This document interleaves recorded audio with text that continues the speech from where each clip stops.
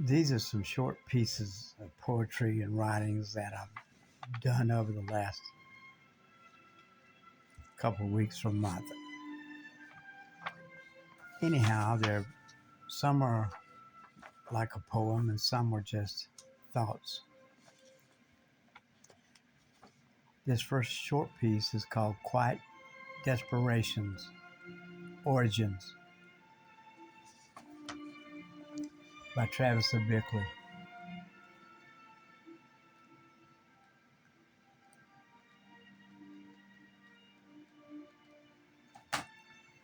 There always seems to be an intrusion or an introduction of a faulty path that the love of humans inevitably take at some point of their existence.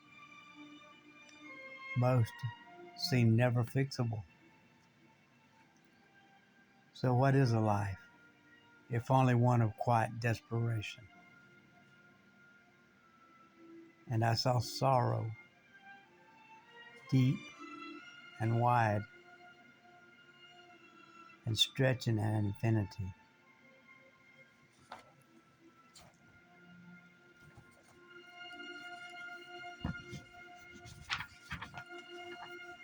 Fetus Regression by Travis of Bickley.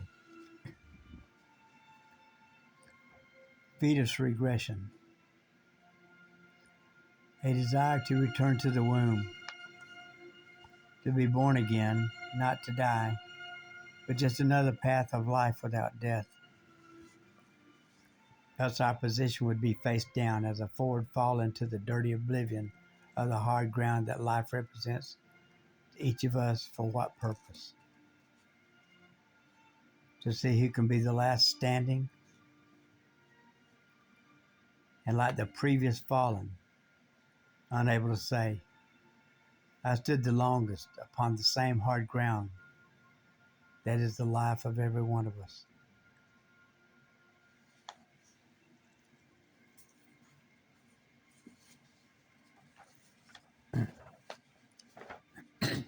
This is called Spasms of Regret by Travis of Bickley. Now, I want to explain what I mean by spasms of regret before I read it. You've seen someone that is so overcome by emotion from having realized that they had done something so excessively wrong or cruel or improper or just without thought, but something terrible they think. And they sob so hard that as they're sobbing, their shoulders are shaking. They're so sad. They're just crying so hard. So that's why I called it spasms of regret. Your body's like spasming, and your shoulders, you can see a person with their head turned, their shoulders are simply shaking. They're crying so hard. So, spasms of regret. The soaking sob and shaking shoulders, like being slain by darts and boulders. All the regrets of us wrapped in pretty bows in a box, and will one day make us all well for God's rewinding clocks to take us back before the Garden of Eden and the devil's pox. For God to restart Adam and Eve, but with Satan in a cell of locks, and a chopped down tree that will never be again, as like you nor like me, asking but not being careful.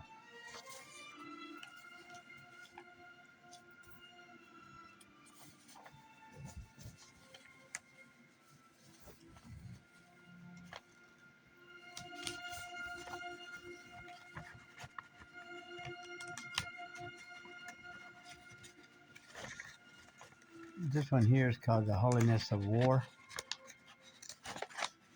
And I got the idea for writing this because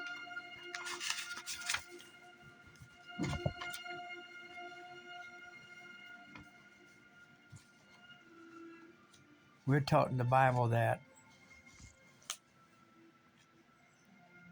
God created us in their image. He said, let us create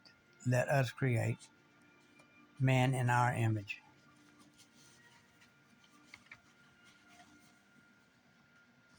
Well, we can't look upon God's face because God is light. So inside of us, somewhere, we're light beings. But the part I'm getting to is that we not only look in physical appearance like God in the light form, but not in the physical body, but in light form, we resemble God. But we also take after God in the fact that, well, today, for instance, there's 613 laws or commandments in the Old Testament. Commandments are laws, and laws are written by who? Lawyers. So I Googled and I asked Google, I said, was God a lawyer? And said, well, not in that particular aspect, but yes, I guess because God wrote a lot of laws, you could say, and even Christ himself was considered an advocate of human beings. So an advocate is like a lawyer who represents those that need help.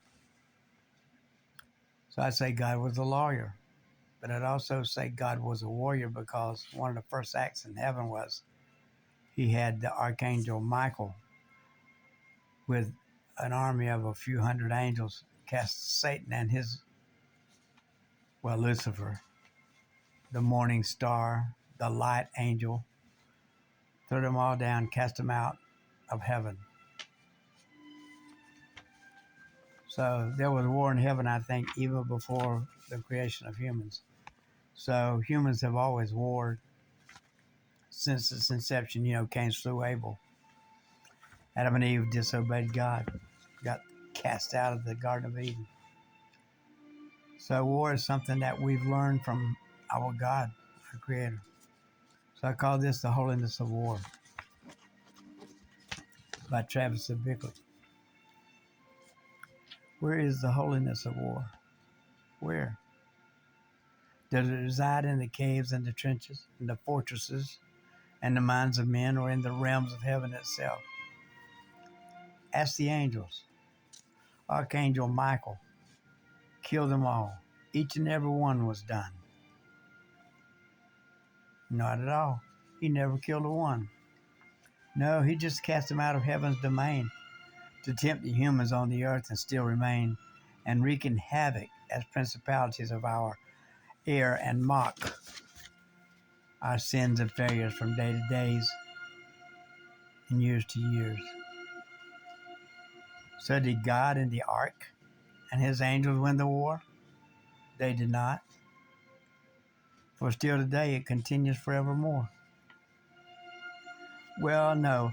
According to Revelations, at the last of the last tool written on high by God himself. Okay. Not by God himself, but a staff of writers on the shelf. We've been assured that the next battle of the end will not be truced. And if you want to know the end of the end, seek he whose tongue has been split and lastly loosed. And even then the truth may depend on what can only be deduced.